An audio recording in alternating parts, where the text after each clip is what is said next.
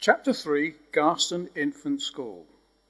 We moved from our Oldham home to Garston, Watford, when I was 5 years old, and my mum took me to my first day at school, which was at Garston Infant School. I was in the second year of the infants. My mum had arranged for me to walk home with a girl called Vivian, who apparently lived in Coates Way, where we lived. Not that I knew my address, because I didn't. All I knew was we had moved to a place called Garston, so I assumed we lived at Garston Road. When it came to walking home, I had to follow Vivian, but she took me by a way I'd never been before, a completely different way, and across a park to what was the other end of Coates Way. She left me there, and I had no idea where I was. I did not recognise it anywhere. Feeling uneasy about this, I realised I was lost, so I made my way back towards the school and began to ask people where Garston Road was. There was no such place, but I insisted I lived at Garston Road. A man with a red automobile offered to take me back to school to find out where I lived, so off we went. The school teacher said I lived at Coates Way, where Vivian had taken me, but I said I didn't live there as I couldn't recognise that place. The man took me back to Coates Way, but I couldn't recognise where I lived. He drove from one end of the road to the other. It was quite a long way, with the council estate on one end and private housing at the other end. This was where I lived, 149 Coates Way. I saw my mum in the front garden, so I arrived home after being lost on my first day at school. German teacher. My classroom teacher was a German woman called Miss Kitchener. She spoke with a German accent, and I spoke with a broad Lancashire accent. We did not hit it off, and I was hopeless at reading the flashcards. It seemed as though I was singled out and proved to be a dunce, as I couldn't read the flashcards. Being small, I think I messed about to divert attention from my inability to do class work. One day, when I arrived at school, I found a pair of pumps, they call them plimsolls now, which I later found out belonged to Vivian, on my desk, and I did not like them being there. Feeling rather indignant, I placed them in the rubbish bin. I think I might have asked the teacher, "Please, miss, whose are these pumps?" but was ignored, as she did not understand me, and so in the bin the pumps went. The next day, Vivian's mother came to school, wanting to find out where her plimsolls had gone. The caretaker said he had found them and placed them on this boy's desk. When I was questioned, I was troubled, and Miss Kitchener said that my mum would have to buy a new pair of pumps since I'd thrown them away. I felt this unfair, and really felt picked upon. I know my mum came to school and had an argument about the pumps, and the fact that a German teacher was teaching English. That was only a few years after the war with Germany had ended, which really annoyed my mother. David and the hamster. At that time, my mum had to work late, and it was arranged for me to wait in the classroom after school until my mum came to pick me up. This was shortly after the event with the plimsolls. The class had a pet hamster, and this little creature got all the attention from everyone. I was the one that got no attention, but rather got into trouble. One evening, whilst I was waiting in the classroom for my mum to collect me, the teacher left the classroom for a short while. I went towards the hamster cage and thought to myself, why did this hamster get all the attention? I know what I'm going to do with you. I took the hamster out of the cage and closed the door.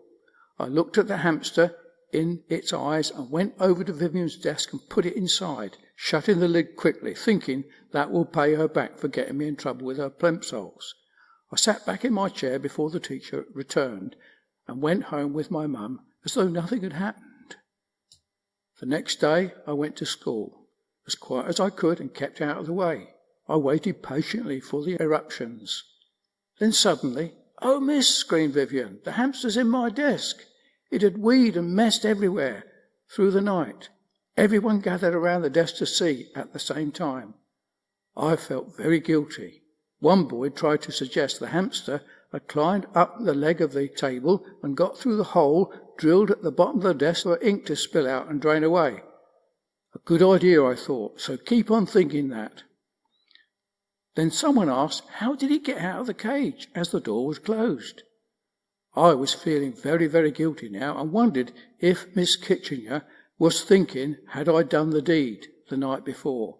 I kept quiet, and to this day they do not know how that hamster got there. During this time, my brother was attending the Lee Farm Junior School, the school that I was to attend the next year or so. Congregational Sunday School. My mum used to take me to Sunday school from time to time, and I didn't mind going. One day, about 1958, on the way home from the normal school, I walked past the congregational building, rather a modern building. The vicar had lived in a gypsy-style caravan in the church grounds. The church building was always left open, so we went in after school into the building on the way home. I saw on one occasion some boys took money out of the collection box that was left unlocked. I couldn't understand why there were things left unlocked for boys to steal from. One day after school, I met the vicar when I was looking around the church building and asked him why the building was left open and why the collection box was not locked. His reply puzzled me. He said the church should always be open for people because God was there, and that if people felt they needed to steal the collection, then they must need it badly. He did not feel the box should be locked. I was puzzled and said, but why? The vicar was sure it was the right thing to do. That stayed with me to this day, and people get very angry at me from time to time for not locking up my house. At this same church, I can remember the Easter service. I had no idea what the gospel was, nor did I understand the Easter story. I remember sitting in the pew during the Easter service, listening to how they crucified Jesus, wondering why Jesus didn't come down from the cross. I felt he could have done so, and confounded them Pharisees. But why didn't he do so? I knew the story about his death and resurrection, but didn't know what it meant. I never did find out until 14 years later, when I was 21 years old, when I learned to read the Bible for myself. It was then I learned that Jesus had to die to take away my sins, that he died in my place to set me free from sin, self and death. It was about this time, 1959, that my mum encouraged me to play the piano. My mum's favourite piece of music was Perry Como's Side Saddle, and that was mum's favourite piece of music, which I learned to play.